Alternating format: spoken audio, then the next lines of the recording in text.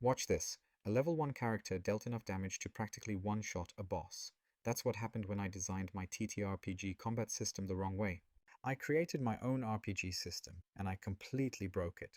Today, I want to show you 5 rookie mistakes I made and how UNDvik finally became what it is today. So if you're designing your own RPG system or homebrew rules, this video can save you months of work, maybe years of frustration. Let's start with the biggest disaster I had. My first big mistake wasn't realism, and it wasn't even the math behind the realism. The real problem was that I tried to build everything at the same time into one combat system. I wanted advanced combat with reactions, parries, interruptions, paired magic, team actions, preparation phases, and even a kind of simultaneous turn system. So many things were happening in the same shared round that my players didn't know what they were doing anymore. They kept asking questions like, can I parry now? When does my spell resolve? Are we acting together or separately? The idea was ambitious, but the timing was completely unclear. Even my playtesters said, this feels amazing in theory, but I'm lost. I don't know what I'm allowed to do. So I rebuilt everything. Combat now uses action points. You spend points per round, and anything you don't use carries over to the next round. We also added stamina. If you push too hard, you get exhausted. If you attack with low stamina, you take penalties or even damage. And finally, we created 3 combat modes. Basic mode, fast and simple for beginners. Advanced mode, teamwork-based, reactions, tactical choices, full realism, stamina, timing, and gritty combat. Now every player knows exactly when they can act and how dangerous their choices really are. The next mistake was character creation. This was a complete disaster. Every player had special wishes. One wanted to be a ranger who later becomes a dragon archer. Another wanted to be a demon or succubus using a whip in combat, later turning into an assassin with shadow abilities, extremely fast, dodging everything and so on. The freedom was incredible, but the system wasn't ready for that. It took 1 to 2 hours until a single character was done.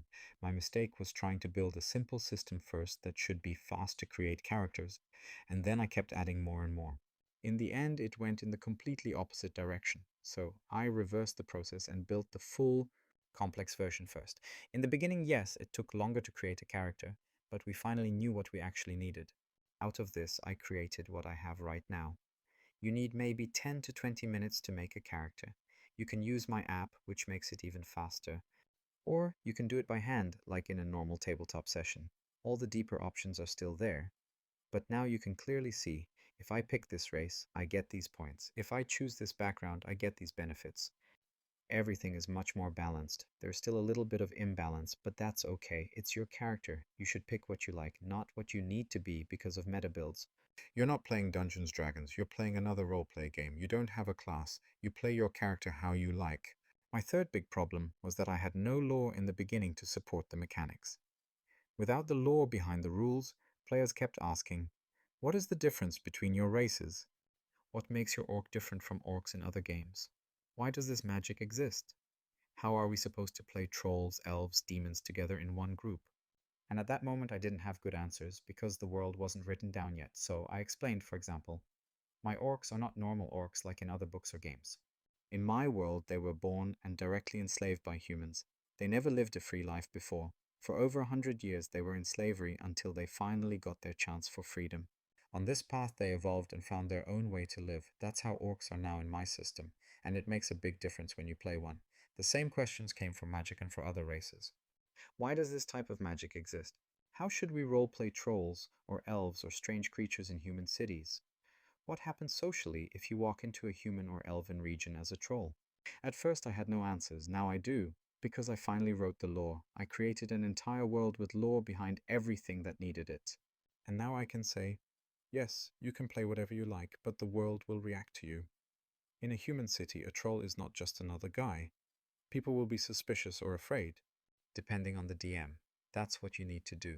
Take your time, build more, create more. Let your world support your mechanics. My fourth mistake was that I forced every group to follow the rules exactly as written. No flexibility, no alternatives, but different groups wanted completely different experiences. Group A wanted deep roleplay.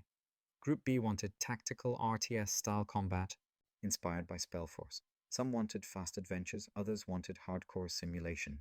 Trying to force every group into one structure killed creativity and fun for the players. So what did I do? I started thinking, UNDvik needs to be modular. That means each group picks the rules they actually want. There is an RTS part in the rules. If they want it, they can use it. If not, they just leave it out. If they want to play more heroic, fast growth campaigns, they can do that. If they want more realism, they can choose that instead. They can put everything together on top of one foundation where the ground rules are there, but everything is easy to change and adjust. So now your creativity is completely yours. Your table decides how you play it, not the rulebook. The rulebook is there to help you, to show what is possible and to support your ideas, not to restrict them. My last big mistake was assuming that players always want to be heroes or villains. That was my biggest misunderstanding. In my playtests, something surprising happened. Players wanted to start as nobodies. They wanted to struggle, to grow slowly, to feel vulnerable. Being the chosen one was boring. Being normal was exciting. So I created two progression paths. The hero path, more like traditional fast growth. Similar to Dungeons & Dragons, you level up faster and it feels heroic.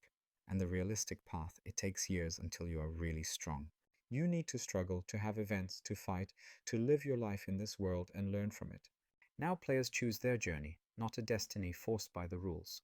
All of these lessons together shape the core system of UNDvik, the progression system. Attributes grow naturally. Each race has soft caps, hard caps, and end caps. Growth slows down over time, just like real skill development. That's what the realistic part is about. For the hero path, it just goes faster, but the logic is the same. You can roll with a d20, and the success levels matter. Critical hits matter. Legendary actions require a second control check to make sure everything really works. You can craft, research, build, negotiate, use magic or engineering. The world gives you freedom. This is not a class-based game. It is a world-based game. It is the world around yourself. You build it, so be a part of it. If you're designing your own RPG system, avoid these mistakes. They cost me years to fix, but they made UNDvik what it is today. In future videos, I will break down more of the systems for you. I would really like to know which part you want to see next. The combat system, magic, crafting, or something else. So if you have questions or want to know more, leave a comment. Tell me what you think about all of this. And if you want more information, I can give you a little look into my rulebook while it's still in progress and show you how it works. Thank you for your time, and see you in the next video.